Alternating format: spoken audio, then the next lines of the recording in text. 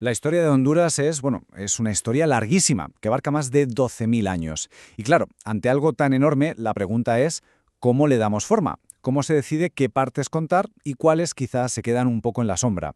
Hoy vamos a ver precisamente eso, el mapa que usan los historiadores para moverse por este pasado tan complejo. Es que, a ver, si te enfrentas a una escala de tiempo tan inmensa, necesitas una guía, ¿no? Una especie de mapa del pasado para no perderte. Pero claro, la cuestión es, ¿cómo se dibuja ese mapa? ¿Por dónde se empieza? Pues para esto, los historiadores tienen una herramienta clave que se llama periodización. Suena un poco técnico, pero en el fondo es algo muy intuitivo. Es básicamente el arte de dividir la historia en capítulos, en etapas, para que podamos estudiarla y entenderla de una forma mucho más ordenada y lógica. Y la forma más común, la más conocida, de trazar este mapa para Honduras es dividir toda su historia en tres grandes eras. Vamos a ver cuáles son. Esta es la división, digamos, de manual, la que propuso el historiador Luis Enrique Muñoz Lara. Es muy clara. Arrancamos en el 10.000 a.C., nada menos, con el periodo prehispánico. Luego damos un salto enorme hasta 1502, con la llegada de los europeos, que da inicio al periodo colonial. Y finalmente, a partir de la independencia en 1821, entramos en el periodo contemporáneo, que llega hasta hoy. Nos da unas coordenadas muy claras. El periodo prehispánico es una pasada, de verdad. Hablamos de milenios en los que aquí se formaron sociedades súper complejas. Este mapa nos da una idea de cómo se distribuía en grupos como los mayas, los lencas o los chortís, cada uno con su cultura, su organización. Y todo esto, claro, muchísimo antes de cualquier contacto con Europa. Y entonces llega el periodo colonial, unos 300 años que la verdad lo cambiaron absolutamente todo. Esta etapa se define, por un lado, por la conquista y el establecimiento de una sociedad colonial completamente nueva, pero por otro, y esto es muy importante, por la resistencia constante de los pueblos indígenas y, al final, por las crisis que desembocaron en la independencia.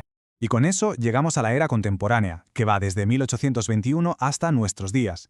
Es la época en la que se forma el Estado hondureño, la de las grandes reformas liberales, la del desarrollo del capitalismo y la globalización. Vamos, es la historia de cómo se ha llegado a la Honduras que vemos hoy, con sus 18 departamentos. Pero, y aquí es donde la cosa se pone de verdad interesante. Este mapa tradicional, que parece tan útil y tan claro, tiene sus problemas. Hay que empezar a preguntarse si es un mapa realmente completo, si es del todo neutral. Y esa es la pregunta del millón. ¿Nos estamos perdiendo algo con este mapa tan simple? ¿A quién o qué deja fuera esta forma de contar la historia? Porque al final, cualquier mapa simplifica la realidad, es su función. Pero un mapa histórico, ¿qué simplifica? ¿Qué oculta? A ver, fijémonos en esta comparación que es muy reveladora. A la izquierda, el enfoque tradicional. Vemos que a menudo es parcial, que se centra mucho en lo político, en las guerras, en las élites. A la derecha, el enfoque moderno, que busca ser mucho más completo, incluir a toda la sociedad, la economía, la cultura, todo. Y ojo a la terminología. La historia tradicional usa palabras como descubrimiento, que es una visión muy europea. La moderna, en cambio, intenta usar un lenguaje más neutral. Es un cambio de perspectiva total. Esta cita lo resume a la perfección. Usar términos eurocéntricos es como contar la historia de Honduras pero desde un punto de vista europeo, como si ese fuera el centro del mundo. Palabras como descubrimiento imponen una visión de fuera sobre una realidad que ya existía, que tenía su propia historia y su propio camino. Entonces, ¿cuál es la solución a esas grietas del mapa antiguo? Pues precisamente un enfoque moderno. Uno que intente dibujar una imagen mucho más completa, más rica y más fiel a lo que de verdad pasó. La idea principal de este nuevo enfoque es la inclusión. Ya no se trata solo de contar la historia de los reyes, los conquistadores o los presidentes.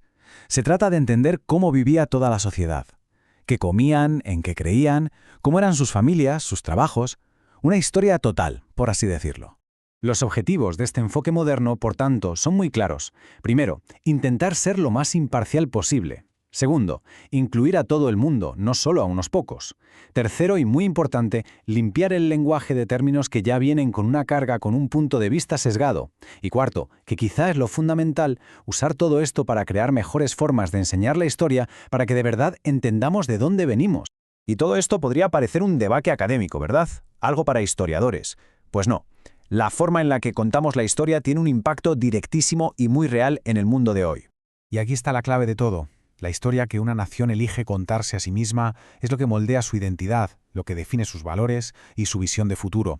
Decidir qué partes del pasado se recuerdan y cuáles se olvidan no es un simple ejercicio académico, es una decisión con unas consecuencias enormes. Así que, al final, la historia no es una foto fija, no es algo escrito en piedra. Es más bien un relato que está vivo, que se reescribe constantemente.